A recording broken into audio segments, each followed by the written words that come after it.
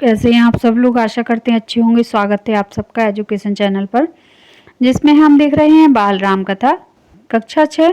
Video को देखने के लिए चैनल को लाइक शेयर सब्सक्राइब कर लीजिए।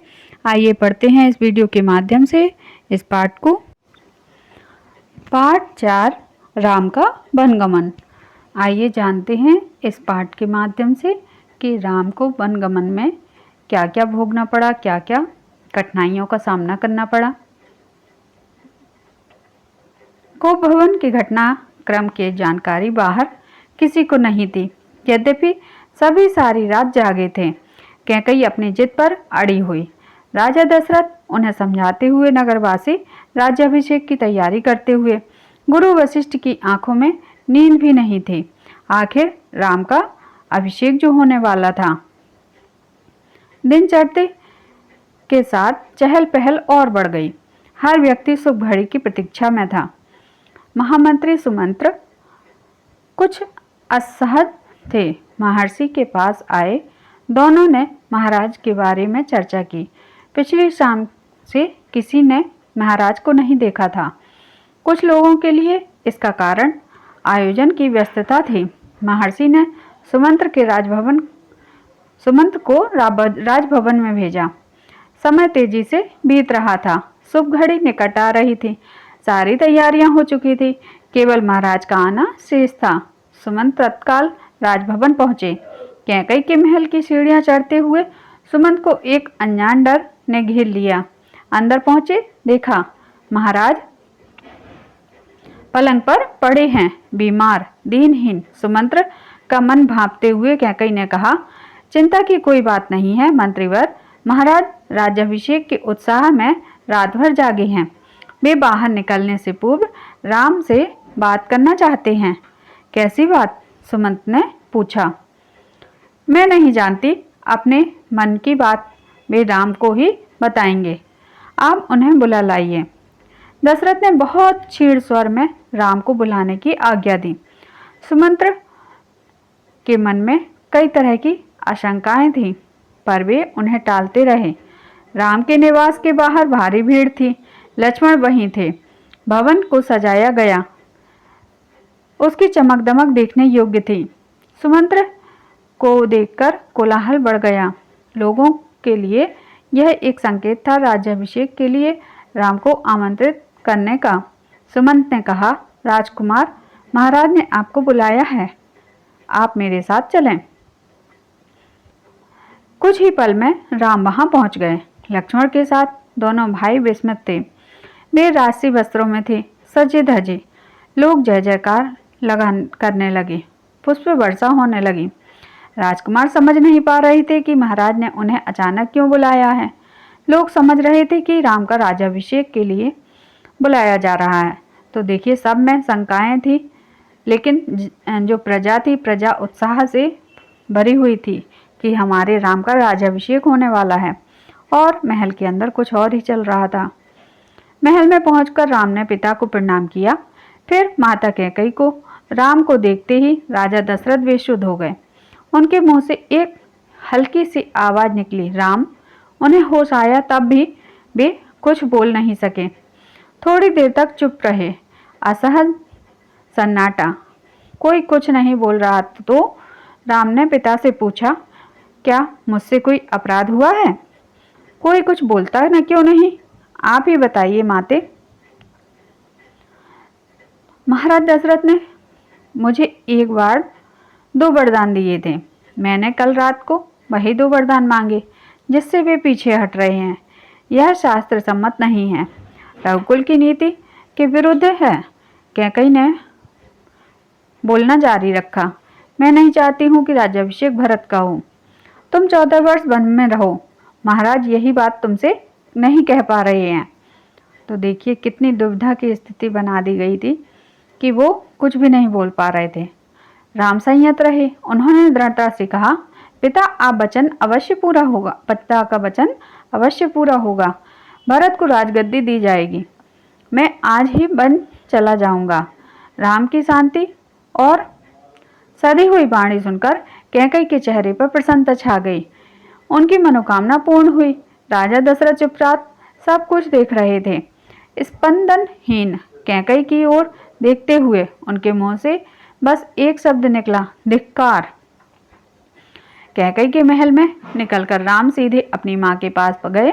उन्होंने माता कौशल्या को कैकई भवन का विवरण दिया और अपना निर्णय सुनाया। राम बन जाएंगे। कौशल्या यह सुनकर सुध खो बैठी। लक्ष्मण अब तक शांत थे, पर क्रोध से भरे हुए राम ने समझाया और उनसे बन जाने की तैयारी के लिए कहा। तो देखिए यहाँ कि लक्ष्मण तब तक शांत थे और मन में उनके कितना क्रोध भरा हुआ था। कौशल्या का मन था कि राम को रोक लें, बन ना जाने दें, राजगद्दी छोड़ दें, पर वह अयोध्या में रहें। उन्होंने कहा, पुत्र, यह राजाज्ञा अनुचित है, उसे मानने की आवश्यकता नहीं। राम से उन्हें नम्रता से उत्तर दिया, यह राजाज्ञा नहीं, पिता की आज्ञा है। उनकी आज्ञा का उल्लंघन मेरी शक्ति से परे है। आप मुझे आशीर्वाद दें। तो देखिए, उन्होंने अपनी माँ कौशल्या से आशीर्वाद मांगा और कहा, मुझे यह वचन पूरे करने के लिए, पिता का साथ देने के लिए आप मुझे शक्ति प्रदान करें। लक्ष्मण से राम का संवाद जारी रहा। राम ने वनगमन को भाग्यवश आया उलट फिर कहा। लक्ष्मण इससे सहमत नहीं थे, वे इसे कायरों का जीवन मानते थे। उन्होंने राम से कहा, आप बाहुबल से अयोध्या का राज सिंहासन छीन लें, देखता हूँ कि कौन विरोध करता है। तो देखिए, लक्ष्मण जी तो हमेशा गुस्से वाले रहे। उन्होंने राम को भी यही कहा कि आप अपने बल से सिंहासन को ले लें। अब राम कहते हैं, अधर्म का सिंहासन मुझे नहीं चाहिए। तो ये धर्म नहीं है कि किसी के वचन टूटे और हम सिंहासन पर राज करें। कौशल्या ने स्वयं को संभाला, उठी और राम को गले लगा लिया। वे राम के साथ बन जाना चाहती थी। राम ने मना कर दिया, कहा कि वृद्ध पिता को आपके सहारे से अधिक आवश्यकता है। कौशल्या ने राम को विदा करते हुए कहा, जाओ पुत्र, 10 दिशाओं तुम्हारे लिए मंगलकारी हों। मैं तुम्हारे लौटने तक जीवित रहूंगी। देखिए, कौशल्या कितना मन भारी करके और राम को बन जाने का आदेश देती हैं। कौशल्या भवन से निकलकर राम सीता के पास गए, सारा हाल बताया, विदा मांगी, माता पिता की आयु का उल्लेख किया, उनकी सेवा का आग्रह किया। कहा, प्रिय, तुम निराश मत होना, 14 वर्ष के बाद हम फिर मिलेंगे। राम के वनगमन का समाचार तब तक सीता के पास नहीं पहुंचा था। राम को देखकर कुछ आशंका हुई, अनिष्ट हुआ कि राम ने विदा मांगी तो सीता व्याकुल हो गई, क्रोधित भी हुई। निर्णय पर प्रतिवाद किया। राम नहीं माने तो सीता ने उनके साथ जंगल जाने का प्रस्ताव रखा। सीता ने कहा, मेरे पिता का आदेश है कि मैं छाया की तरह हमेशा आपके साथ रहूं। अंततः राम को उनकी बात माननी पड़ी। तभी लक्ष्मण भी वहां आ गए। वह भी साथ जाने के लिए तैयार हो गए। राम ने उन्हें इसकी स्वीकृति दे दी, शीघ्र तैयारी करने को कहा। राम चाहते थे कि सीता बन ना जाए, अयोध्या में रहें। वे इसकी अनुमति दे चुके थे, फिर भी उन्होंने एक और प्रयास किया। सीते, वन का जीवन बहुत कठिन है, न रहने का ठीक स्थान है, न भोजन का ठिकाना, कठिनाइयाँ कदम कदम पर हैं। तुम महलों की में पली हो, ऐसा जीवन कैसे जी सकोगी? सीता ने उत्तर दिया, मुस्कुरा दी। उन्हें पता था कि राम अपने दिए वचन से पलट नहीं सकते। राम बन जा रहे हैं, यह समाचार पूरे नगर में फैल गया। तो देखिए, कोई भी समाचार है, अच्छा या बुरा, राजा के महल का समाचार वह आग की भांति पूरे नगर में फैल गया।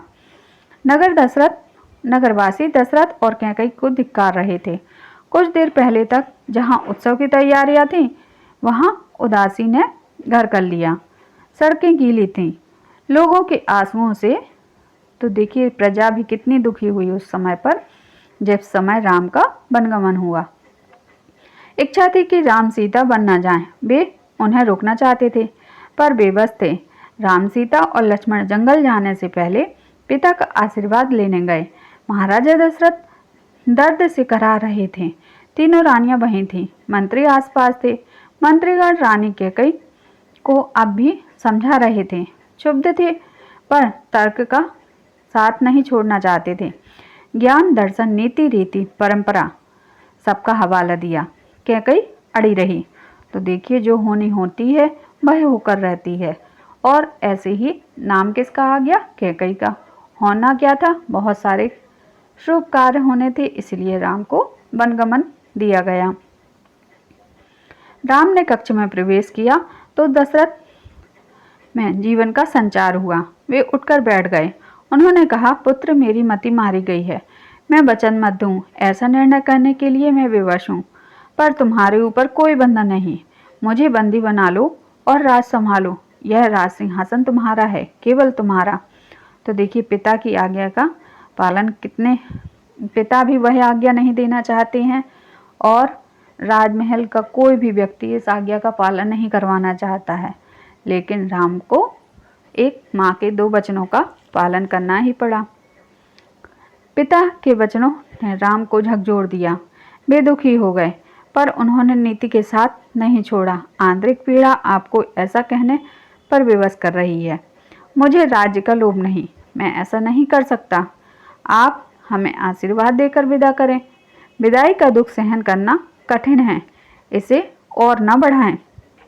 तो राम जी यहाँ अपने पिताजी को, राजा दशरथ को समझाते हैं कि इस दुख को और न बढ़ाएं और हमें यहाँ से जाने की आज्ञा दें।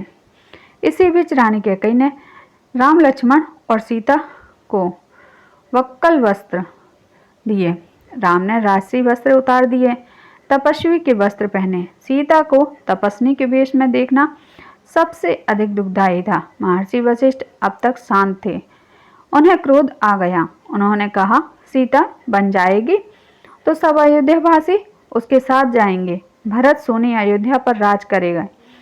यहाँ कोई नहीं रहेगा, पशु पक्षी भी नहीं रहेंगे। तो देखिए, सभी में से कोई भी तैयार नहीं है, लेकिन होनी को कौन डाल सकता है। एक बार फिर राम ने सबसे अनुमति मांगी। आगे आगे राम, पीछे पीछे सीता और उनके पीछे लक्ष्मण। महल के ठीक बाहर मंत्री सुमंत्र रथ लेकर खड़े थे। रथ पर चढ़कर राम ने कहा, महामंत्री रथ तेज चलाएं। नगरवासी रथ के पीछे दौड़े। राजा दशरथ और माता कौशल्या भी पीछे पीछे गए। सब रो रहे थे, सबकी आंखों में आंसू थे। पुरुष, महिलाएं, बूढ़े, बच्चे, जवान मीलों तक नंगे पैर दौड़ते रहे। राम यह दृश्य देखकर विचलित हो गए, भावुक भी। तो देखिए, एक इंसान ही है और प्रजा उनको सबसे ज़्यादा प्यार करती थी। राजमहल में भी सबसे ज़्यादा वो सबके प्यारे थे, लेकिन विधि के आगे किसी की नहीं चलती और कैकेयी के 2 वचनों ने सब कुछ उलट के रख दिया। उनसे यह देखा नहीं जा रहा था। उन्होंने सुमंत्र से रथ और गति से हाँकने को कहा, ताकि लोग हार जाएं, थककर पीछे छूट जाएं, घर लौट जाएं। राजा दशरथ लगातार रथ की दिशा में नजरें गड़ाए रहे, खड़े रहे जब तक रथ उनके सामने रहा। तो देखिए यहाँ कैसे राम, लक्ष्मण और सीता वन के वस्त्र में वन को गमन करते हैं। आंखों से ओझल नहीं हो गया। रथ दिखना बंद हुआ तो वे धरती पर गिर पड़े। रथ दिन भर दौड़ता रहा। वन अभी दूर था। तमसा नदी के तट तक पहुंचते पहुंचते शाम हो गई। वनवासियों ने रात वहीं बिताई। अगली सुबह वे दक्षिण दिशा की ओर चले। हरे भरे खेतों के बीच घूमती नदी पार कर राम, सीता और लक्ष्मण सही नदी के तट पर पहुंचे। महाराजा दशरथ की राज्य की सीमा वहीं तक समाप्त होती थी। राम ने मुड़कर अपनी भूमि को देखा, उसे प्रणाम किया, कहा, हे जननी, अब 14 वर्ष बाद ही तुम्हारे दर्शन कर सकूंगा। शाम होते ही वे गंगा किनारे पहुंच गए। श्रृंगवीरपुर गांव में निषादराज गो ने उनका स्वागत किया। राम ने रात वहीं विश्राम किया। गोराज के अतिथि के रूप में वन क्षेत्र आ गया। नदी के उस पार अगली सुबह राम ने महामंत्री को समझा बुझाकर वापस भेज दिया। राजकुमारों और सीता ने नाव से नदी पार कर सुमंत्र तट पर खड़े रहे। वनवासियों के उस पार उतरने तक उसके बाद वे अयोध्या लौट आए। सुमंत का खाली रथ अयोध्या पहुंचा तब लोगों ने उसे घेर लिया। वे राम के बारे में जानना चाहते थे। सुमंत्र बिना कुछ बोले ही सीधे राजभवन गए।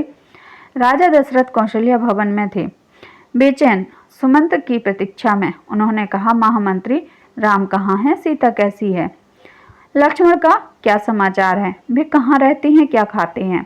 तो देखिए, राजा जो राज में रहने वाला, जिसका एक आदेश पर सब कुछ हाजिर हो जाता है, वहाँ जंगल में उनको कुछ भी अब सब कुछ अपने हाथ से करना था, सब कुछ अपने हाथ से ढूंढना था, तलाशना था और रहना भी था। रहने के लिए एक छोटी सी कुटिया भी बनानी थी।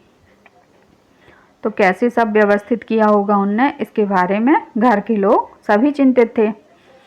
सुमंत की आंखों में आंसू थे। उन्होंने एक एक कर महाराजा से सभी प्रश्नों का उत्तर दिया। सुमंत्र को पता था कि दशरथ को इन उत्तरों से संतोष नहीं होगा। महाराज की बेचैनी बनी रही, बढ़ती गई। वनगमन के छठे दिन दशरथ ने प्राण त्याग दिए। राम का वियोग उनसे सहा नहीं गया। दूसरे दिन महर्षि वशिष्ठ ने मंत्रिपरिषद से चर्चा की। सबकी राय थी कि राजगद्दी खाली नहीं रहनी चाहिए। तय हुआ कि भरत को तत्काल अयोध्या बुलाया जाए। घुड़सवार दूत रवाना किए गए इस निर्देश के साथ कि उन्हें अयोध्या की घटनाओं के संबंध में मौन रहना है। तो यहाँ ये वनगमन का पाठ समाप्त होता है। आगे के पाठ में हम अयोध्या में भरत का प्रवेश देखेंगे और भरत के बारे में जानेंगे।